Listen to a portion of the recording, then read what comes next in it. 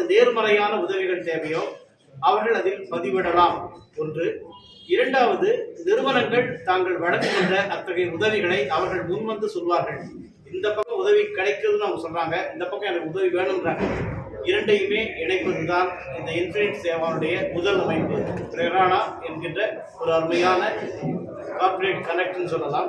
அதை ரொம்ப அழகாக சொல்லியிருக்காங்க. அதாவது சேரிட்டபிள் இன்ஸ்டிடியூஷன் கனெக்ட், அறக்கட்டளைகளை ஒன்றிணைக்கின்ற ஒரு அமைப்பாக இது ஒரு முதல் துவக்கமாக இன்று தொடங்கியிருக்கிறார்கள்.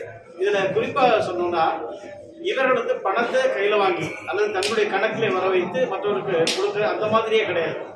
ரெண்டு பேரையும் இணைத்து விடுவார்கள், அந்த பயன் சரியா போய் சேரும். இது முதல்.